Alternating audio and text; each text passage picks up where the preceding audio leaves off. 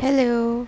ಯಾರೆಲ್ಲ ಅಂಗಡಿಯಿಂದ ತರೋ ವಾಂಗಿಬಾತ್ ಪೌಡರ್ನ ಜಸ್ಟ್ ಒಗ್ಗರಣೆ ಮಾಡಿ ವಾಂಗಿಬಾತ್ ಮಾಡ್ಕೊಳ್ತಾ ಇದ್ದೀರಾ? ಹಾಗೆ ಮಾಡ್ತೀರಂತೆ. ಹೀಗೂ ಒಂದು ಸರಿ ಟ್ರೈ ಮಾಡಿ ನೋಡಿ. ನಾನಿಲ್ಲಿ 4 ಬದನೆಕಾಯಿ ತೊಗೊಂಡಿದ್ದೀನಿ. ಸಣ್ಣಗೆ ಉದ್ದಕ್ಕೆ ಹೆಚ್ಕೊಳ್ಳಿ, ಅಥವಾ ನಿಮಗೆ ಎಷ್ಟು ಹೇಗೆ ಬೇಕೋ ಹಾಗೆ ಹೆಚ್ಕೊಳ್ಳಿ. ಹೀಗೆ ಹೆಚ್ಚಿಟ್ಟಿರೋದನ್ನು ಒಂದು ಬೌಲ್ ನೀರಿಗೆ ಹಾಕ್ಕೊಳ್ಳಿ. ನಿಮಗಿಷ್ಟ ಇದ್ದರೆ ಇನ್ನೂ ಹೆಚ್ಚಾಗಿ ಬದನೆಕಾಯಿ ಕೂಡ ಹಾಕ್ಕೊಳ್ಬೋದು. ಈಗ ಇದನ್ನು 2 ಸ್ಪೂನ್ ಎಣ್ಣೆ ಹಾಕಿ ಸ್ವಲ್ಪ ಬಾಡಿಸ್ಕೊಳ್ಬೇಕು. ಅದು ಮೆತ್ತಗಾಗಬೇಕು, ಪ್ಲಸ್ ಚೆನ್ನಾಗಿ ಫ್ರೈ ಆಗಬೇಕು. ಇದು ಸಪ್ರೇಟ್ ಪ್ರೊಸೀಜರು. ಸೊ ಈ ಥರ ಸ್ವಲ್ಪ ಎಣ್ಣೆ ಜಾಸ್ತಿ ಇಡಿಸುತ್ತೆ, ಬಟ್ ರುಚಿ ತುಂಬ ಚೆನ್ನಾಗಿರುತ್ತೆ. ಸೊ ನಾನಿಲ್ಲಿ ಅದಕ್ಕೋಸ್ಕರ ಅಂತಲೇ ಕೇವಲ 2 ಸ್ಪೂನ್ ಮಾತ್ರ ತೊಗೊಳ್ತಾ ಇದ್ದೀನಿ. ಸೊ ಇದಕ್ಕೆ ಒಂದು ಸ್ವಲ್ಪ ಉಪ್ಪು, ಒಂದು ಸ್ವಲ್ಪ ಅರಿಶಿನ, ಹಾಗಾಗಿ ಇದು ಬೇಗನೂ ಬೇಯುತ್ತೆ, ನಿಮಗೆ ಕೆಲಸನೂ ಈಸಿ ಆಗುತ್ತೆ. ಸೊ ಈ ಥರ ಫ್ರೈ ಮಾಡಾದಮೇಲೆ ಮಿಕ್ಸಿ ಜಾರಲ್ಲಿ ಒಂದಷ್ಟು ಹಸಿಮೆಣಸಿನ್ಕಾಯಿ ಮತ್ತು ಒಣಕೊಬ್ಬರಿ ತುರಿ ಇದೆರಡನ್ನೂ ತರತರಿಯಾಗಿ ರುಬ್ಕೊಂಡು ಸೈಡಲ್ಲಿ ಇಟ್ಕೊಳ್ಳಿ. ನಾವು ನೆಕ್ಸ್ಟ್ ಇದನ್ನೆಲ್ಲ ಒಗ್ಗರಣೆ ಮಾಡ್ಕೊಳ್ಳೋಣ. ಈ ಥರ ಮಿಕ್ಸ್ ಮಾಡಿ ಮಾಡ್ಕೊಳ್ಳೋ ಒಗ್ಗರಣೆ ಹೇಗಿರುತ್ತೆ ಅಂತ ನೀವಿವತ್ತು ಟ್ರೈ ಮಾಡಲೇಬೇಕು. ನಾನು ನಿಮಗೆ ತೋರಿಸ್ಕೊಡ್ತೀನಿ. ಸೊ ಈಗ ಆಲ್ರೆಡಿ ಇದು ಮೆತ್ತಗಾಗಿದೆ, ಚೆನ್ನಾಗಿ ಕುಕ್ ಆಗಿದೆ. ಸೊ ನಾನು ಅದಕ್ಕೋಸ್ಕರ ಇದನ್ನು ಸೈಡಲ್ಲಿ ಇಟ್ಕೊಂಡಿದ್ದೀನಿ. ಈಗ ಒಗ್ಗರಣೆ ಕೊಡೋಣ.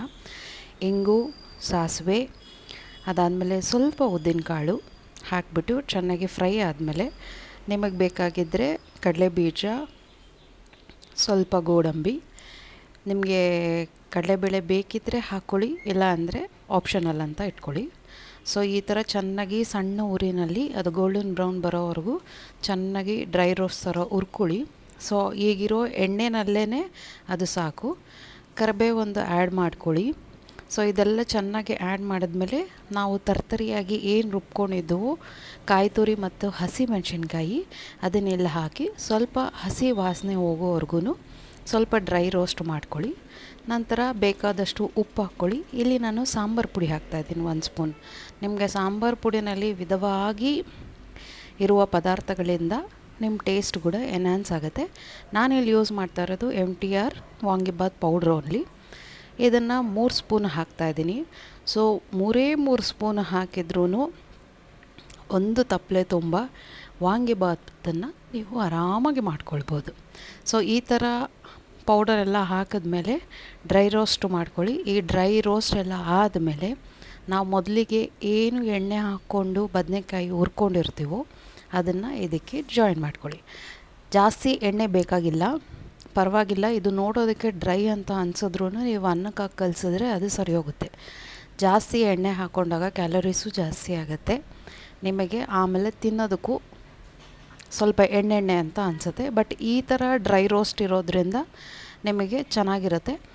ಈ ಒಂದು ಪರ್ಟಿಕ್ಯುಲರ್ ಪೇಸ್ಟನ್ನು ನೀವು ವಾರಗಟ್ಟಲೆ ನೀವು ಏರ್ಟೈಟ್ ಕಂಟೈನರ್ ಹಾಕಿ ಫ್ರಿಜ್ಜಲ್ಲಿ ಕೂಡ ಇಟ್ಕೊಳ್ಬೋದು.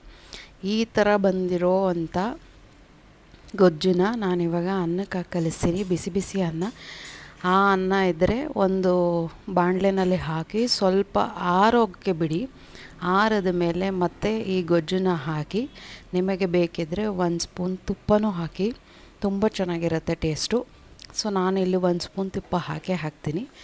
ಹಾಕಿಬಿಟ್ಟು ಉಪ್ಪು ಬೇಕಿದ್ದರೆ ಇನ್ನೊಂಚೂರು ಉಪ್ಪು ಹಾಕಿ ನೋಡಿ ಎಷ್ಟು ಚೆನ್ನಾಗಿ ಬಂದಿದೆ ಅಂತ.